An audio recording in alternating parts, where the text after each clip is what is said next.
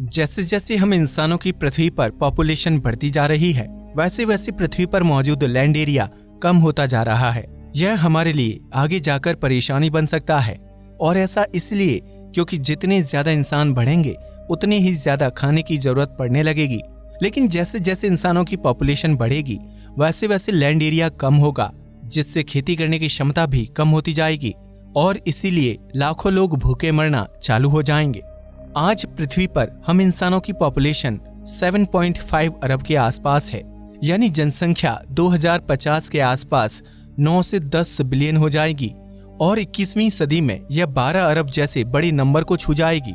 अगर बात करें आइडियल पॉपुलेशन की, यानी जितनी पॉपुलेशन पृथ्वी पर बहुत अच्छे से खुलकर रह सकती है, तो वह नंबर है मात्र 1 से 2 अरब का।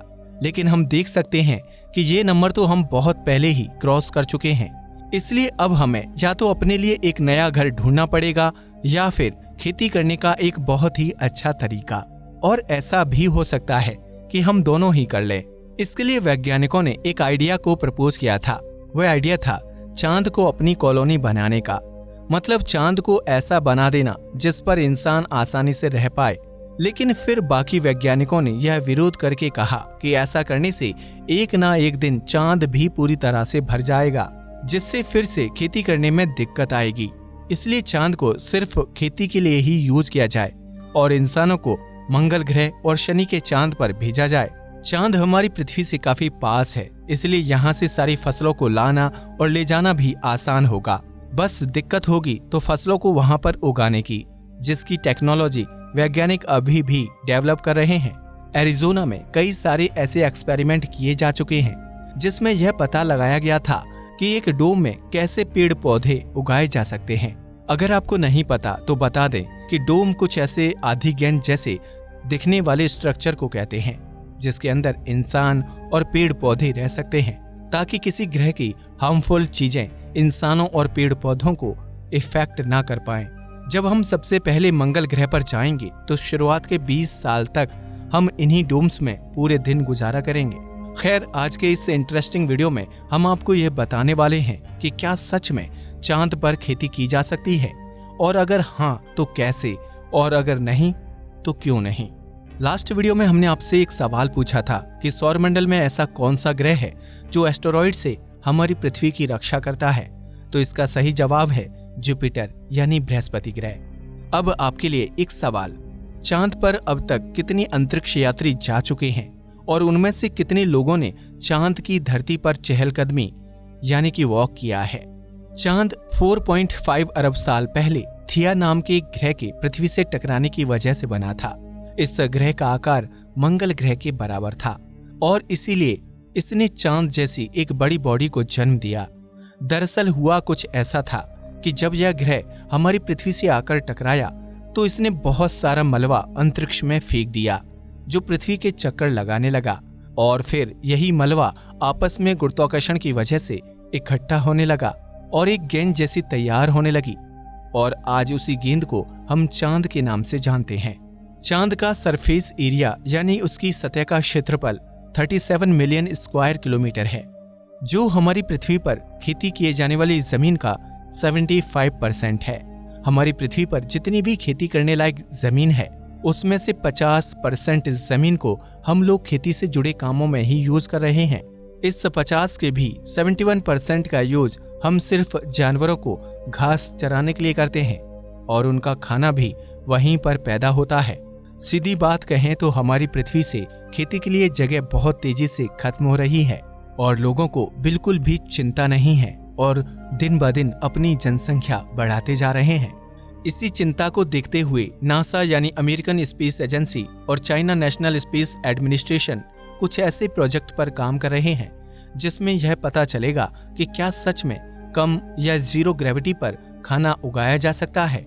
नासा इन सभी चीजों में बहुत आगे रहता है, और नासा के पास वेजिटेबल प्रोडक्शन सिस्टम भी है, जिसे वेजी कहा जाता है।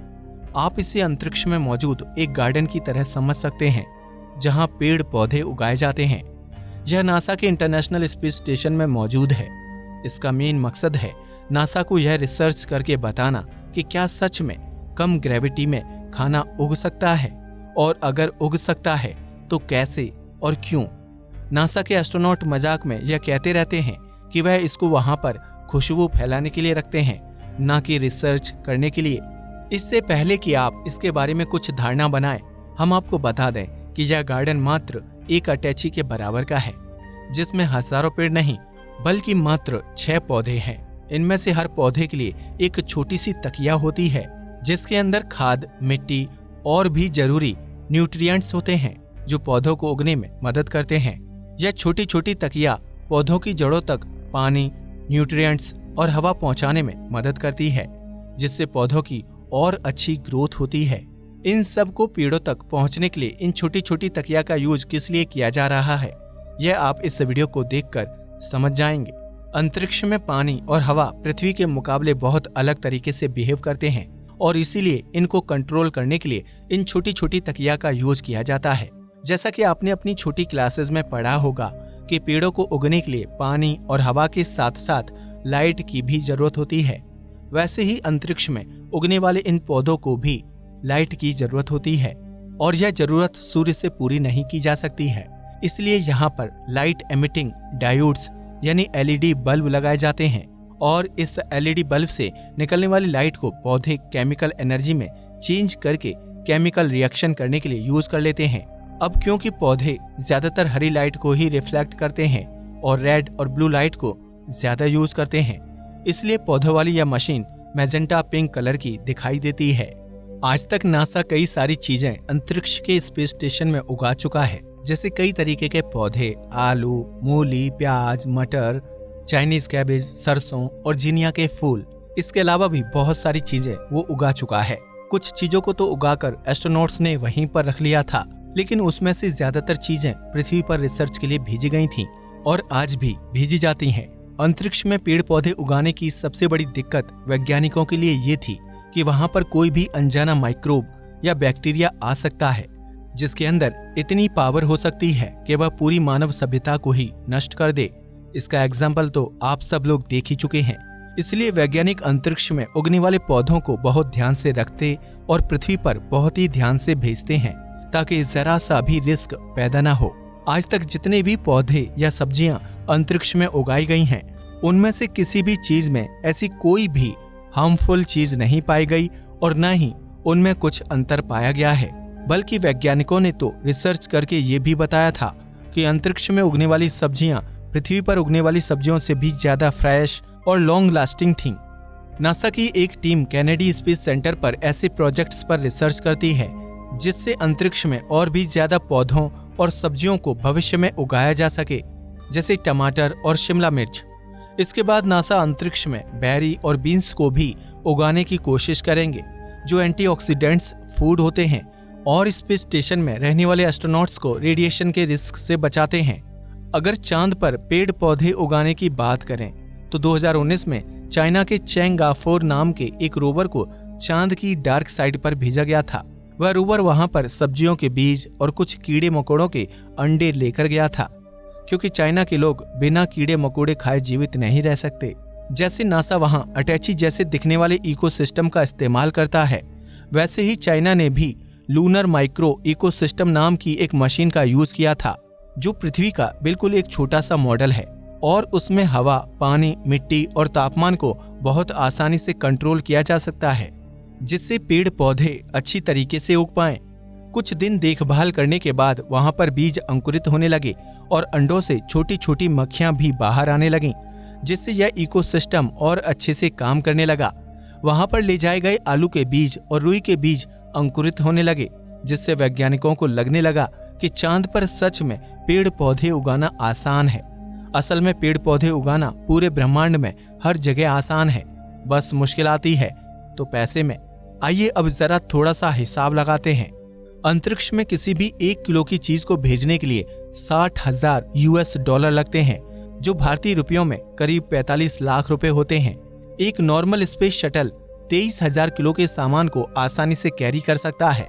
आपको अंदाजे के लिए बता दें कि 2017 में पूरी दुनिया में मौजूद टमाटर का वेट इजिप्ट में मौजूद पिरामिड से भी 3,500 गुना ज्यादा था।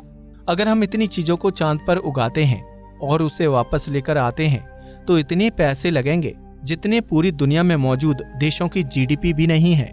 अगर बिल्कुल क्लियर बोलें तो इतने सामान को यहाँ पृथ्वी तक लाने में पूरी दुनिया की जीडीपी का 13,000 गुना ज्यादा पैसा लगेगा। सिर्फ इतना ही नहीं बल्कि इतने सामान को एक साथ पृथ्वी पर नहीं लाया जा सकता और ऐसा करने के लिए 791 मिलियन बार चांद से आना जाना होगा, जो इतना बड़ा नंबर है कि हम इसे पूरे 1000 साल में भी शायद ही कंप्लीट कर पाएं। और यह सिर्फ 1 साल के टमाटर का है। जब हम पूरी खेती ही चांद पर करेंगे तो हमें हर चीज को चांद से पृथ्वी पर लाना पड़ेगा, जिसके लिए इतना ज्यादा पैसा और इतनी ज्यादा रिसोर्सेज लगानी पड़ेगी जितने में दुनिया के सारे देश गरीब हो जाएंगे। 2019 में चीन की स्पेस एजेंसी ने दुनिया को ये बताया था कि उनके द्वारा लगाए गए पौधों में से कपास का पौधा ज्यादा ठंडी रात होने की वजह से मर चुका है। फिलहाल की टेक्नोलॉजी के हिसाब से हम इस काम को भी नहीं कर सकते और ऐसा करने के लिए हमें कोई और रास्ता अपनाना होगा या इसी रास्ते को इतना ज्यादा आसान बनाना होगा कि अंतरिक्ष में बहुत आसानी से पेड़ पौधे उग पाएं और सिर्फ उग ही ना पाएं बल्कि पृथ्वी पर वापस भी आ पाएं, क्योंकि सबसे बड़ी परेशानी पृथ्वी पर वापस लाना ही है। जब तक हमारे पास चांद तक आने जाने के लिए अच्छे साधन नहीं बन जाते तब तक हमें इस आइडिया को ड्रॉप करना ही होगा। इस चीज को अगर लॉन्ग टर्म में देखा जाए तो यह बात पता चलती है कि हम इंसान आज ही चांद पर चीजों को उगा पा रहे हैं और बहुत अच्छे से उगा पा रहे हैं। तो आने वाले समय में तो हम बहुत अच्छे कॉलोनाइजर्स बन पाएंगे, यानी हम बहुत अच्छे से चांद को अपना बना पाएंगे और सिर्फ चांद को ही नहीं बल्कि बाकी ग्रहों को भी अपने कब्जे में ले पाएंगे। दोस्तों, अगर आपको चांद पर कुछ उगाने का मौका दिया जाए तो आप वहां पर सबसे पहली चीज क्या उगाना चाहेंगे? हमें कमेंट करके जरूर बताइएगा। वीडियो पसंद आया हो तो इसे लाइक और शेयर करें, साथ ही चैनल को सब्सक्राइब भी करें। नमस्कार दोस्तों।